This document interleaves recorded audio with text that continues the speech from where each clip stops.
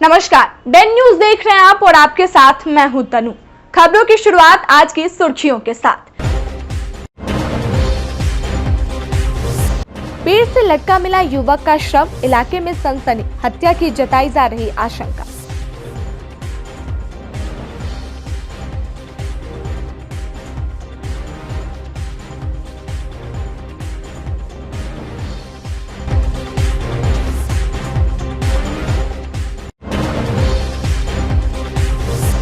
Railway अधिकारी की मिलीभगत से रेलवे की लकड़ी काटने पर हंगामा, अधिकारी ने दिया जांच का आश्वासन।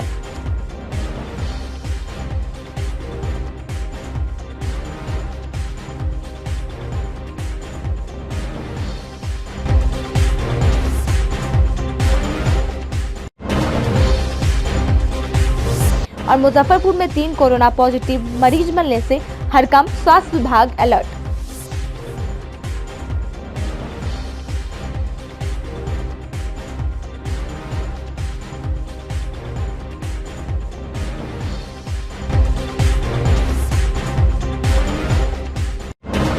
तो ये थी आज की सुर्खियां और अब खबरें विस्तार से। मुजफ्फरपुर में एक युवक का हत्या कर उसका शव पड़ोस के कैंपस में पेड़ से लटका दिया गया। घटना के बाद इलाके में सनसनी फैली हुई है। सोमवार की शाम नगर थाना क्षेत्र के इमामगंज के किशोर का पेड़ से लटका हुआ शव मिला। जानकारी मिलने के बाद इलाके में सनसनी फैल गई। काफी संख्या में लोगों की भीड़ मौके पर जुट गई। लाश एक सरकारी पशु अस्पताल के परिसर में पीछे एक पेड़ से टंगा हुआ था। सूचना मिलने पर टाउन थाना की पुलिस मौके पर पहुंची, छानबीन की गई, आसपास के लोगों से पूछताछ की। इस दौरान मृतक की पहचान इमामगंज मोहल्ला निवासी बेनौत माझी का 16 वर्षीय पुत्र रवीश कुमार उर्फ गोलू के रूप में हुई है। सूचना मिलने पे उसके मोहल्ले से काफी लोग मौके पे जुट गए। मृतक की मां सुंदरी देवी भी पहुंची। बेटे का शव देखते ही चीख चीख कर रोने लगी। पुलिस ने स्थानीय लोगों की मदद से पेड़ से लाश को नीचे उतारा। टाउन थानेदार ओम प्रकाश भी मौके पर पहुंच गए। शव को देखने के बाद उन्होंने बताया कि हत्या कर लाश को टांग दिया गया है, क्योंकि मृतक का पैर जमीन से सटा हुआ था और दोनों घुटना मुड़ा हुआ था। शव को उतारने के बाद पोस्टमार्टम के लिए भेज दिया गया। मृतक के परिजन ने कहा है कि उसके पिता की मौत हो चुकी है। वह एक बैंड पार्टी में काम करता था। इसके अलावा और भी कई बार काम करता था। आसपास के लोगों का कहना है कि यहाँ पर शाम होने के बाद असामाजिक तत्वों का जमावड़ा लगा रहता है। हो सकता है कि रवीश ने कुछ ऐसा देख लिया हो जो उसे नहीं देखना चाहिए था, इसी कारण उसकी हत्या कर दी गई हो। मृतक की मां ने बताया कि रविवार रात 9 बजे वह खाना खाने के बाद घर से निकला था। पूछने पे कहा कि थोड़ी देर में आता है।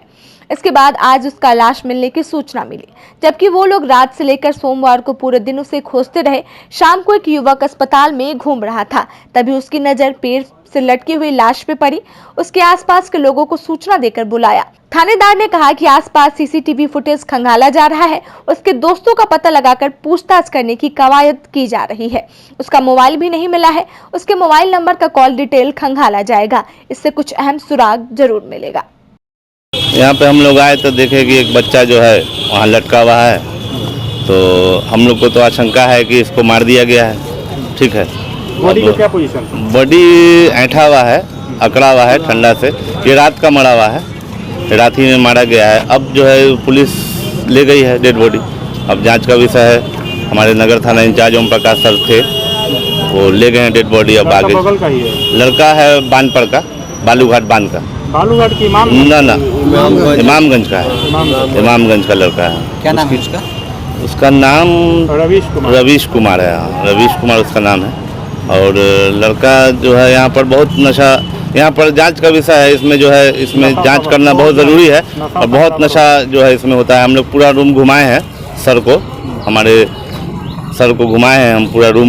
सामाजिक तत्व भी रहता है? हाँ, बहुत ज़्यादा रहते हैं। इस पे जो है बहुत ज़रूरी कार्रवाई करना बहुत ज़रूरी है यहाँ पर। अब जो है अब ज़्यादा हो गया है।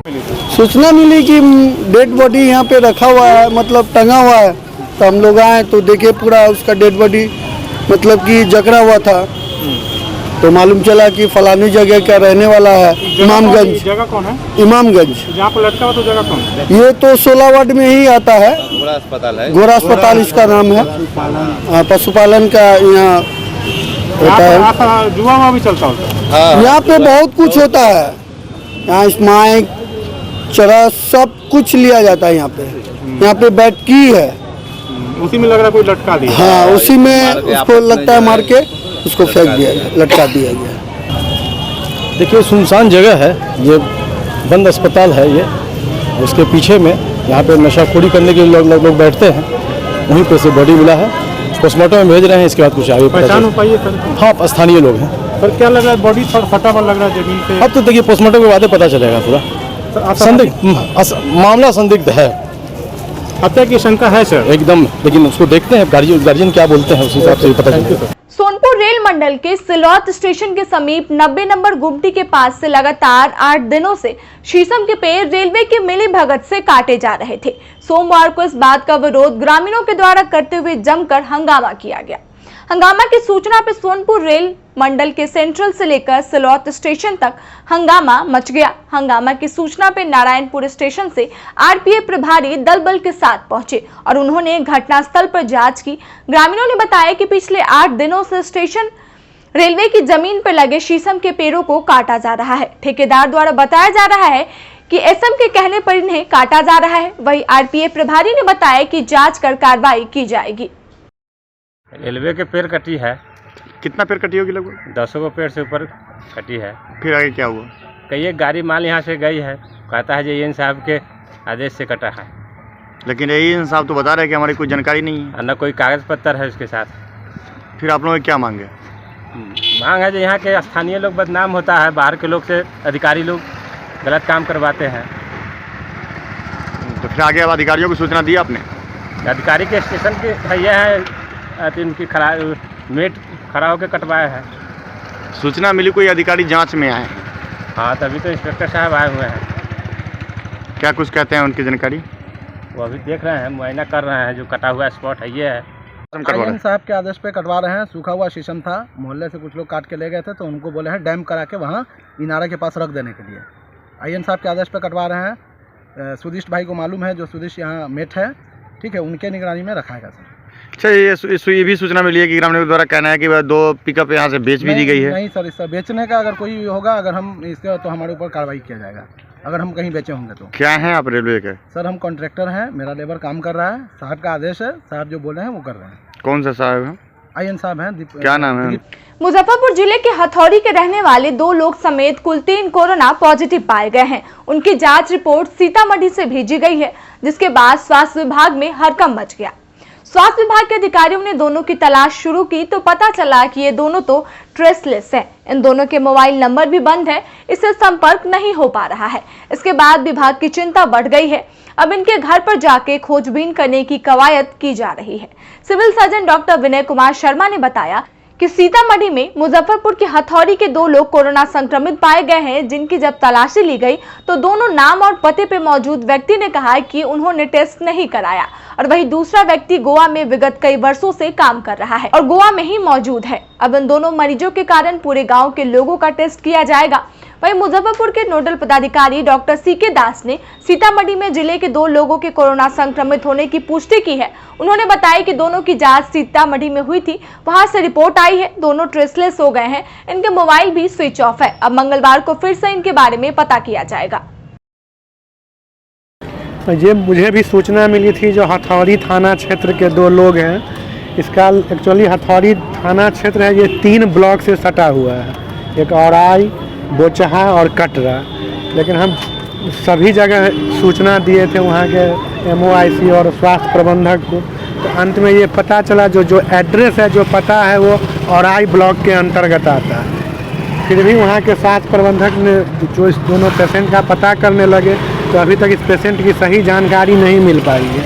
उसमें से एक आदमी से उनकी बात भी हुई, तो वो बोले हैं जो हम टेस्ट नहीं कराए हैं। फिर भी हम लोग अपने स्तर से सोच रहे हैं जो कहीं कोई चूक ना हो जाए, लगे हुए हैं, और वहाँ के जो स्वास्थ्य प्रबंधक हैं उनको आदेश दिए हैं, जो पता है उसमें एक घर की स्क्रीनिंग करा लीजिए। फिलहाल दोनों ट्रेसलेस? हाँ, फिलहाल दोनों ट्रेसलेस। जिले में अभी तक कोई कंफर्म केस नहीं? नहीं, अभी तक नहीं। ये मोबाइल नंबर जो हम लोगों को मिला है, उसकी जांच सीतामढ़ी जिला में हुई थी, और मोबाइल नंबर जो मिला है उस पर कांटेक्ट नहीं हो पा रहा है। मेरी एक टीम वहाँ गई हुई है और उस गांव में, और मैंने कहा कि पूरे गांव का ही जो है आप जांच करवा लीजिए, सैंपल करवा लीजिए। अगर नहीं भी मिलता है आदमी तो पूरे गांव के करवा लीजिए, ताकि हम सावधान हो सकें। कहीं कोई पॉजिटिव तो नहीं है। और अगर एंटीजन पॉजिटिव कोई आता है तो फिर तुरंत हम उसका RT-PCR कराएंगे और उनको आइसोलेट में कर देंगे एंटीजन पॉजिटिव के साथ। फिलहाल अपने जिले में कोरोना का फिलहाल हमारे यहाँ जो जाँच है उसमें कोई पॉजिटिव नहीं। तमिलनाडु के कुन्नूर में CDS जनरल विपिन रावत और उनकी पत्नी समेत 13 सैन्य अधिकारियों और जवानों की हेलीकॉप्टर दुर्घटना में मृत्यु पर सोमवार को जय श्री महाकाल सेवा दल के सदस्यों ने कैंडल जलाकर श्रद्धांजलि दी। जय श्री महाकाल सेवा सदन के सदस्यों ने सरैयागंज टावर पर मोमबत्ती जलाकर 2 मिनट का मौन रखा और शहीद जवानों को श्रद्धांजलि अर्पित की। सेवा दल के अध्यक्ष योगेश कुमार टिंकू ने बताया कि हमने अपना हीरो खो दिया, यकीन कर पाना बेहद मुश्किल है। CDS जनरल विपिन रावत के इस दुनिया में नहीं होने की खबर से हर कोई स्तब्ध है। रावत को अपना हीरो मानने वाले युवा भी उनके इस तरह जाने की खबर से व्यतीत है। युवाओं ने CDS जनरल विपिन रावत को मोमबत्ती जलाकर श्रद्धांजलि दी।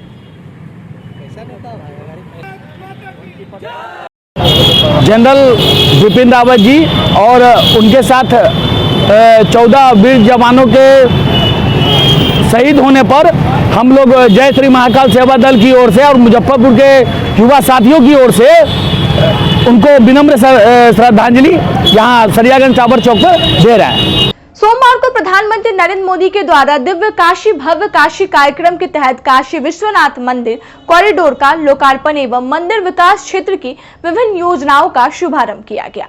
इस कार्यक्रम का सीधा प्रसारण देश के विभिन्न क्षेत्रों के साथ प्रदेश के द्वारा चयनित स्थलों से एक बाबा गरीबनाथ मंदिर सभागार में किया गया। कार्यक्रम के मुख्य अतिथि तौर पर प्रदेश महामंत्री सह क्षेत्रीय प्रभारी पूर्व विधायक बेबी कुमारी और जिला अध्यक्ष रंजन कुमार के साथ तमाम भाजपा नेताओं और कार्यकर्ताओं ने प्रधानमंत्री के उद्बोधन को सुना। साथ ही काशी में बाबा विश्वनाथ के मंदिर के कॉरिडोर का लोकार्पण पर हर्ष जताया। आज का कार्यक्रम दिव्य काशी भव्य काशी भारत के हिंदुओं के आस्था का एक प्लेटफॉर्म, जो काशी विश्वनाथ का मंदिर बरसों से एक अतिक्रमित मंदिर था, आज उसको एक काशी विश्वनाथ का इतना बड़ा कॉरिडोर बना दिया गया है जो विश्व में अपनी एक पहचान होगी। और आज इस कॉरिडोर का देश के यशस्वी प्रधानमंत्री हिंदू सम्राट नरेंद्र मोदी जी आज इसका लोकार्पण करेंगे और काशी बाबा विश्वनाथ की मंदिर देश की जनता को समर्पित करेंगे। और हम समझते हैं कि आने वाले दिनों में यह इतना बड़ा आस्था का विश्व हो जाएगा कि विश्व अगर भारत में कोई लोग आते हैं तो काशी विश्वनाथ का दर्शन करने जरूर जाएंगे। और उन्होंने ये काम करके देश का मान और हिंदू के आस्था का जो विषय था बाबा विश्वनाथ का मंदिर, उसका मान बढ़ाने का काम किया है। आज मुजफ्फरपुर ज़िला बाबा गरीबनाथ मंदिर में आज इसका लाइव प्रसारण कर रहा है और हम लोग जन जन तक बाबा विश्वनाथ मंदिर का जो लोकार्पण हो रहा है वो अपने ज़िले के हर एक मंडल में ये कार्यक्रम किया जा रहा है और वहाँ पर लाइव इसका हर जगह व्यवस्था की गई है, जो शहर से लेकर गांव तक के जनता को इस चीज़ से चिर परिचित कराया जाएगा कि आपका जो एक विषय था जो बरसों से लंबित पड़ा हुआ था, आज मोदी जी ने देश को समर्पित कर दिया। इस पुण्य कार्य के लिए समस्त देशवासी, मुजफ्फरपुर जिलेवासी मोदी जी को कोटि कोटि धन्यवाद देती है, आभार व्यक्त करती है। सोमवार को अखिल भारतीय विद्यार्थी परिषद मुजफ्फरपुर इकाई के द्वारा बिहार विश्वविद्यालय और मगध विश्वविद्यालय समेत राज्यव्यापी विवि में फैले भ्रष्टाचार, शैक्षणिक अराजकता सहित 23 सूत्री मांगों के मुद्दों को लेकर विशाल छात्र गर्जना रैली निकाली गई। इस रैली में विश्वविद्यालय के अंतर्गत आने वाले सभी जिले के कॉलेजों से आए छात्रों ने भाग लिया। सुबह से ही छाता चौक स्थित चित्रगुप्त एसोसिएशन मैदान में छात्रों ने आना शुरू कर दिया था। इसके बाद छाता चौक से विशाल छात्र गर्जना रैली शहर के विभिन्न मार्गों से नारेबाजी और प्रदर्शन करते हुए विश्वविद्यालय पहुंचा, जहां समय से परीक्षा परिणाम और सत्र नियमित किए जाने सहित अपनी 23 सूत्री मांगों को लेकर अखिल भारतीय विद्यार्थी परिषद के सदस्य धरने पर बैठ गए। विश्वविद्यालय संयोजक केशरी नंदन शर्मा ने बताया कि कुलपति की मनमानी और विश्वविद्यालय में व्याप्त भ्रष्टाचार को बार बार एबीवीपी के द्वारा उठाया जाता रहा है। इसके बावजूद कुलपति के द्वारा न तो उचित कार्रवाई की गई और न ही छात्र हित की बात सोची गई, जिसके कारण शस्त्र होकर एबीवीपी के सदस्य ने यह छात्र गर्जना रैली निकाली है। मांग मांग नहीं मानने के कारण ये धरना रैली है। हम सभी जानते हैं कि बिहार विश्वविद्यालय में लगातार चरणबद्ध आंदोलन विद्यार्थी परिषद ने कई चरणों में पिछले दिनों में किया है। यहाँ कई ऐसे सारे मामले हैं जिसमें करप्शन चरम पर है। पूरा विश्वविद्यालय करप्शन के दलदल में डूबा हुआ है। विद्यार्थी परिषद ने बार बार कुलपति महोदय से आग्रह किया, कुलपति महोदय को मांग पत्र दिया, कुलपति महोदय के द्वारा सिर्फ हम लोग को आश्वासन दिया गया। हम सभी ने देखा है कि मगध विश्वविद्यालय में जिस तरीके से करप्शन का मामला चरम पर था और वो सामने निकल के आया और वहाँ के कुलपति के खिलाफ कोई भी एक्शन नहीं हुआ है। ये हमारी शिक्षा जगत में एक काला कलंक का टीका है, उसके अलावा कुछ नहीं है। विद्यार्थी परिषद इस विश्वविद्यालय में धरना इसलिए कर रही है कि ऐसे कुलपतियों के खिलाफ कठोर एक्शन होनी चाहिए और ऐसे कुकृत्य हमारे विश्वविद्यालय में अगर चल रहा है तो अविलंब उस पर कार्रवाई होनी चाहिए। इसके लिए आंदोलन है। ये आंदोलन आने वाले समय में और बढ़ेगा। यदि इस पर कोई कड़ा एक्शन नहीं लिया जाता है तो ये आंदोलन और बृहत रूप लेगा।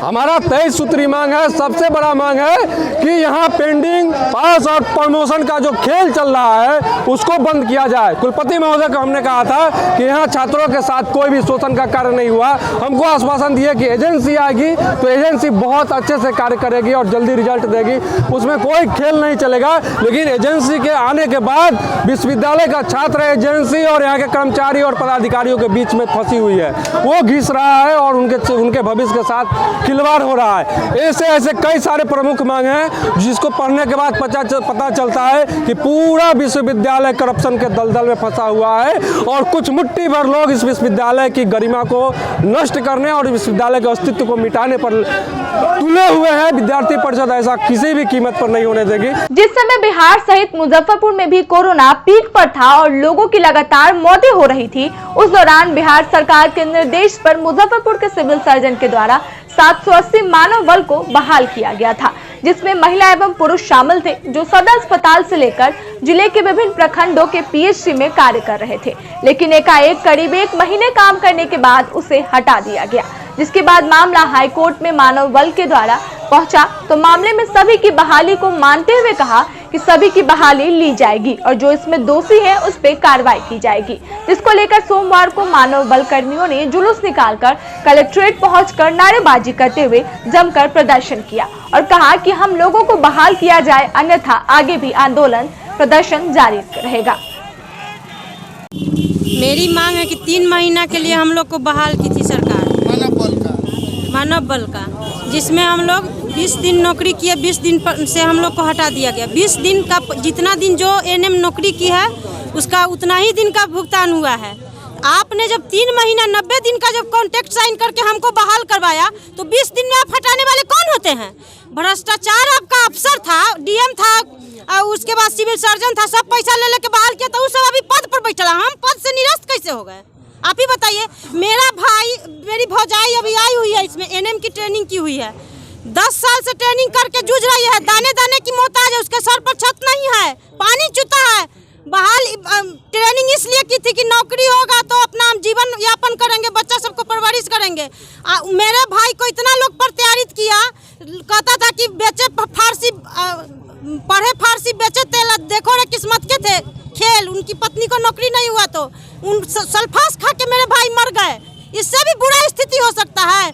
आप लोग न्यूज के माध्यम से हम कहना चाहते हैं कि मंगल पांडे के यहाँ, मुख्यमंत्री के यहाँ मेरे न्यूज को पहुँचाइए, नहीं तो 15 दिन का हम टाइम दे रहे हैं। बच्चा दोनों का मंगल पांडे और नीतीश कुमार के आवास पर पहुँचा के हम भाई भौजाई और ननद दोनों सल्फास खा के उनके यहाँ मर जाएंगे। कोविड-19 में कोई काम करने वाला नहीं था। हमको जब वहाँ बहाली किया गया तो मेरे पति ले जाने और ले आने के चक्कर में पॉजिटिव हो गए। पॉजिटिव होने के कारण मैं अपना जितना भी ज़मीन जथा था सब बेच के हम अपने पति को लगा दिए, लेकिन मेरे पति बच नहीं पाए, मेरे पति गुजर गए। 2 छोटा मासूम बच्चा है। बताइए, हम काम किया तो हमको काम मिलना चाहिए। खाद बीज सरकारी दर पर किसानों को उपलब्ध कराने समेत कई मांगों को लेकर राजद कार्यकर्ताओं ने सोमवार को डीएम ऑफिस पर धरना दिया।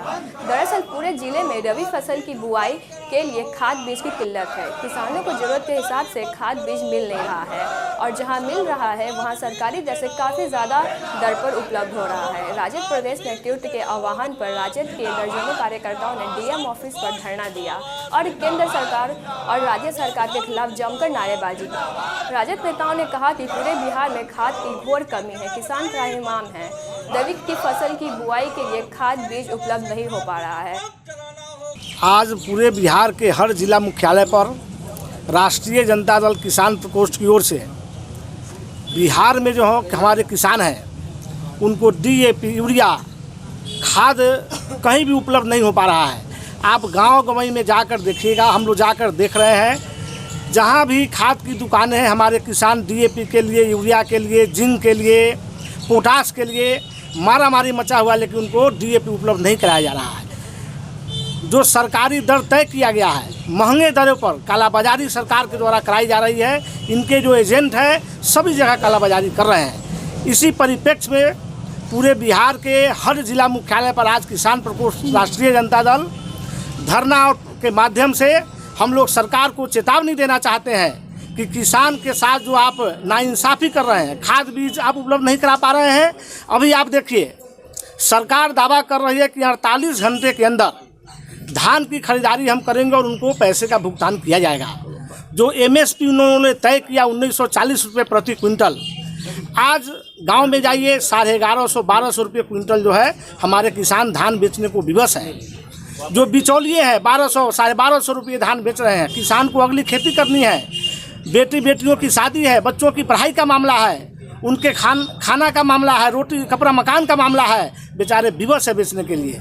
हर मुद्दे पर देखेंगे तो यह जो ही वर्तमान सरकार एनडीए की सरकार है, माननीय मुख्यमंत्री नीतीश कुमार जी और भारत के प्रधानमंत्री माननीय नरेंद्र मोदी जी से मैं इस धरना के माध्यम से कहना चाहता हूं कि किसानों की हकमारी जो बिहार में आप कर रहे हैं, यदि इस पर आप सजग नहीं हुए और किसानों के साथ यदि अन्याय होता रहा तो राष्ट्रीय जनता दल चरणबद्ध हम लोग का यह कार्यक्रम चल रहा है। 6 तारीख को पूरे बिहार में प्रेस कॉन्फ्रेंस के माध्यम से हम लोगों ने सरकार को सूचना देने का काम किया। 8 तारीख को पुनः जो है हमारे जितने भी प्रकोष्ठ के जितने भी अध्यक्ष हैं, प्रकोष्ठ के जितने भी पदाधिकारी हैं, सरकार को घेरने का काम किया। सोमवार को विश्व हिंदू परिषद बजरंग दल के द्वारा विश्व हिंदू परिषद बजरंग दल के संरक्षक पीएनसी आजाद के गोबरसही स्थित आवास पर मंगलवार को आयोजित होने वाली शौर्य दिवस पथ संचलन और गीता जयंती को लेकर बैठक आयोजित की गई। बैठक में सर्व समिति से शौर्य दिवस के अवसर पर मुजफ्फरपुर क्लब से पथ संचलन निकालने का निर्णय लिया गया। बजरंग दल के महानगर सह मंत्री उमेश चंद्र सिन्हा ने बताया कि हर वर्ष अयोध्या में कार सेवा कर रहे कार सेवकों की कुर्बानी की याद में विश्व हिंदू परिषद और बजरंग दल के द्वारा शौर्य दिवस मनाया जाता है, जिसके तहत मंगलवार को मुजफ्फरपुर क्लब से पथ संचलन करते हुए बाबा गरीबनाथ धाम में महाआरती और उसके बाद गरीबनाथ मंदिर द्वारा पुष्प वर्षा एवं स्वागत किया जाएगा। इसके सफल आयोजन को लेकर आज बैठक की गई थी। उमेश चंद्र सिन्हा हुआ, विश्व हिंदू परिषद बजरंग दल मुजफ्फरपुर महानगर सहमंत्री।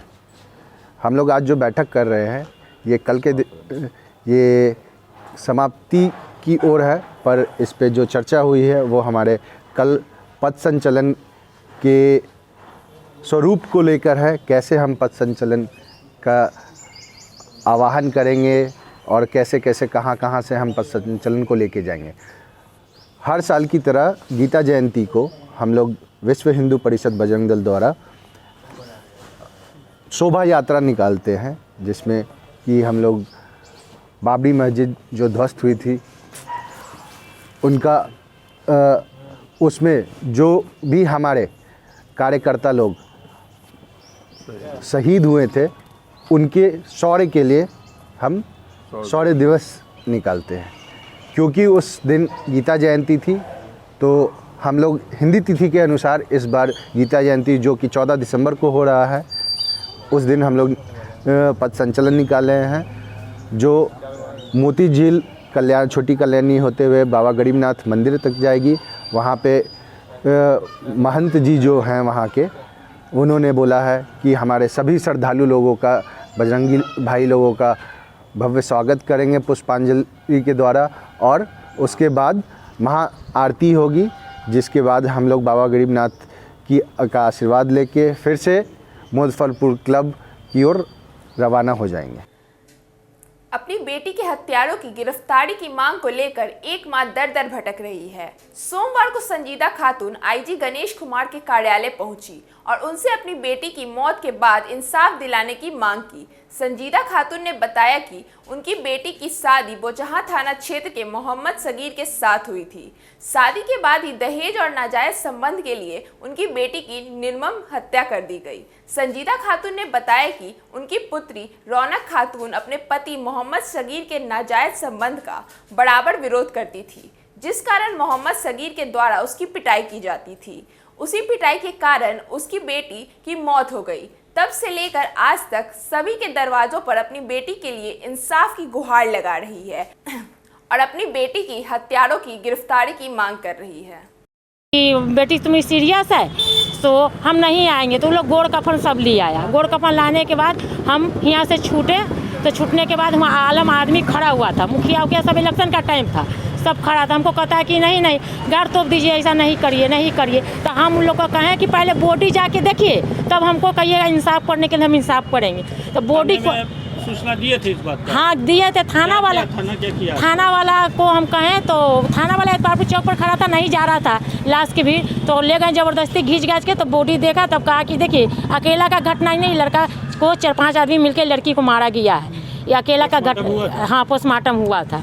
कब शादी की थी, कहाँ की थी शादी? एतबारपुर शादी हुआ था, हलीम बाबू के घर तल, नदीम के घर तल। किस साल? कितना समय हो गया? 4 साल शादी को हो गया था पूरा कातिल। 4 साल से पैसा का डिमांड कर रहा था। हाँ गाड़ी का चैन का कि तुम आपा में से मांग के। हम गरीब। आज मिली है, क्या आश्वासन मिला? तो अभी तक हमको कोई कुछ नहीं, पुलिस वाला फिर नहीं पकड़ दकड़ करता है। और मेन सगीर जो है जो करवाया पूरा कड़ा सगीर वो चौकीदार है बोचहां थाना का। आईजी से मिले हैं, क्या कुछ कहें? नहीं कोई हमको अभी कोई सुनवाई नहीं। आईजी साहब से मिले थे, क्या बोले थे? तो कुछ हमको नहीं बोले अभी तक थाना वाला फिर कोई सुनवाई। क्या लग रहा है इस मामले में? थाना वाला हमको बुझाता है कि चौकीदार के तरफ से घूस खाया हुआ है। कांड संख्या 265-21 का इस मामले में रौनक खातून की निर्मम तरीके से हत्या होती है। एतवारपुर इसका प्लेस ऑफ ऑकरेंस है। इस मामले में एक चौकीदार मोहम्मद सगीर जो कि इसके नामजद अभियुक्त है, इनकी गिरफ्तारी के लिए लगातार एसपी महोदय, आईजी महोदय के यहाँ लगातार सूचिका संजीदा खातून चक्कर लगा रही हैं और आज तक इनकी गिरफ्तारी नहीं हो रही है। और कारण इसलिए नहीं हो रही है क्योंकि वो चौकीदार कहीं ना कहीं पुलिस विभाग का छोटा अंग है और इस वजह से उसके इन्वॉल्वमेंट के कारण इस केस में किसी भी प्रकार की कार्रवाई नहीं हो रही है। अभी घटना को इतना दिन हो गए, प्रशासनिक कार्रवाई कुछ हुई है कि नहीं? अभी तक कुछ नहीं। आज आईजी के यहाँ आए थे, क्या लग रहा है? आईजी के यहाँ सिर्फ आश्वासन मिलता है कि ठीक है आपका काम हो जाएगा। ये घटना सोमवार को वरिष्ठ समाज सेवी श्री गुरु सिंह सभा के प्रधान रमना के प्रधान सरदार अवतार सिंह के निधन पर बिहार विचार मंच एवं श्री नवयुवक समिति ट्रस्ट के संयुक्त तत्वाधान में 2 मिनट का मौन रखकर उन्हें भावभीनी श्रद्धांजलि अर्पित की गई। मौके पर मोर्चा के महासचिव मोहन प्रसाद सिन्हा, अधिवक्ता मुन्नी चौधरी, संयोजक उषा किरण श्रीवास्तव सहित दर्जनों लोग मौजूद रहे। महान समाज सेवी श्री गुरु सिंह सभा गुरुद्वारा रमना के प्रधान परम आदरणीय सरदार अवतार सिंह के आकस्मिक निधन पर आज शहीद भगवान लाल पुस्तकालय भवन में बिहार विचार मंच, श्री नवयुवक समिति ट्रस्ट एवं नागरिक मोर्चा के संयुक्त तत्वाधान में हम लोग उस महामानव को नमन कर रहे हैं जिन्होंने आजीवन समाज और राष्ट्र की सेवा की, गुरु महाराज के चरणों में अपने जीवन को समर्पित कर दिया था और जीवन के आखिरी क्षण तक उन्होंने जो सेवा की है उनके सेवा को लोग कभी भुला नहीं सकते। अभी 2 दिन पूर्व उनसे हमने मोबाइल से बात की कि गुरुद्वारा में एक कार्यक्रम हम लोग आयोजित करना चाहते हैं। उन्होंने बताया भी कि मैं काफ़ी अस्वस्थ हूँ लेकिन फिर भी हम करेंगे। लेकिन कल हमको एकाएक सूचना मिली कि गुरुद्वारा के प्रधान माननीय अवतार सिंह जी का निधन हो गया। हम लोगों ने यहाँ श्रद्धांजलि सभा का आयोजन किया है कि हमारे शहर के गौरव थे, जीरो माइल के सीतामढ़ी रोड स्थित मां सरोज प्लाजा मार्केट परिसर में सोमवार को वीवो मोबाइल कंपनी का एक्सक्लूसिव शोरूम का भव्य शुभारंभ किया गया। वीवो एक्सक्लूसिव शोरूम का उद्घाटन मीनापुर के विधायक मुन्ना यादव और गायघाट के विधायक निरंजन यादव ने संयुक्त रूप से रिबन काट कर किया। मौके पर नगर विधायक विजेंद्र चौधरी, काटी विधायक इजराइल मंसूरी, वीवो कंपनी के पदाधिकारी सहित शहर के कई गण्यमान्य लोग उपस्थित रहे। कंपनी पदाधिकारियों ने बताया कि जीरो माइल के सीतामढ़ी रोड स्थित वीवो एक्सक्लूसिव शोरूम में एक ही छत के नीचे वीवो कंपनी की सभी रेंज की मोबाइल और एसेसरीज उचित कीमतों पर उपलब्ध है। साथ ही ग्राहकों के लिए मोबाइल खरीदने के लिए सभी फाइनेंस कंपनी की सुविधा भी उपलब्ध है। वहीं वशिष्ठ अतिथियों का कहना है कि जीरो माइल सीतामढ़ी रोड स्थित इस शोरूम के खुलने से आसपास और उससे संबंधित सामान खरीदने के लिए बाजार की ओर भटकना नहीं पड़ेगा।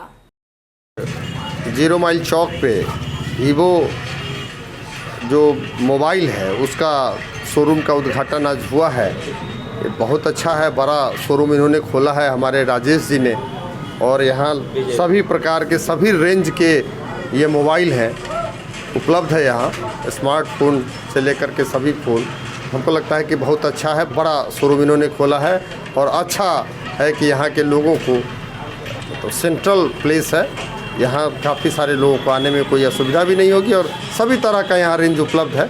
हमारी शुभकामना है कि बहुत अच्छा चले। और वीवो का जो शोरूम न है जी, अच्छा लगा हमको। इसका इस फ़ोन को तो मैं खुद यूज़ कर रहा हूँ, अच्छा सर्विस है और हम आशा करते हैं कि और ज़्यादा इसका तरक्की हो और ज़्यादा से ज़्यादा ग्राहक को सुविधा मिले। और मुझे ही नहीं, आम लोग में भरोसा हो गया है कि वीवो कंपनी जो है अच्छी कंपनी है, अच्छा सर्विस देती है। शहर का पहला एक्सक्लूसिव शोरूम है। अरे तो पहला खुला है यहाँ, इसके बाद हम लोग उम्मीद करते हैं कि पूरा शहर में फैल जाए। अच्छा सर्विस देगा, अच्छा मोबाइल है, स्मार्टफोन। अब तो स्मार्ट लोग हैं ना यहाँ, ट्विटर सबका ज़माना है, स्मार्टफोन का ज़माना है। इस स्मार्टफोन में वीवो अच्छी कंपनी है। चिप शोरूम में दूसरा खुला है यहाँ पे, जो जीरो माइल चौक पे है, सरोज प्लाजा के पास में। ठीक है, क्या देखिए यहाँ ये कंपनी द्वारा ऑथराइज शोरूम है यहाँ पे, और यहाँ पे जो आपको टाइम टू टाइम गिफ्ट वगैरह भी मिलेंगे। जो कस्टमर को आएंगे यहाँ पे, वो कंपनी द्वारा जो चलता है स्कीम वो चलेगा। उसके अलावा भी जो हमारा जो लॉन्चिंग अभी पूरा शोरूम खुला है, इसके उपलक्ष्य में हम लोग कुछ गिफ्ट वगैरह चला रहे हैं। कस्टमर को क्या फायदा होगा इसमें? यहाँ से एक तो ऑथराइज शोरूम है यहाँ पे ये, दूसरा बात है यहाँ पे ओरिजिनल एसेसरीज वगैरह मिलेगा। यहाँ पे मोबाइल का एसेसरीज होता है, आपको एडाप्टर, ईयरफोन वगैरह एसेसरीज यहाँ पे मिलेगा। फिनांस के लिए यहाँ पे आपको बजाज का है, HDFC, fine lab, home credit, TVS वगैरह हर चीज़ का यहाँ पे सुविधा है फाइनेंस का। कस्टमर यहाँ पे आएंगे और उनका जो सिविल के अनुसार उनको फाइनेंस यहाँ किया जा सकता है। आज की खबरों में बस इतना ही। कल फिर मिलते हैं कुछ नई ताज़ा खबरों के साथ। तब तक के लिए दीजिए डेन न्यूज़ परिवार को इजाजत। नमस्कार।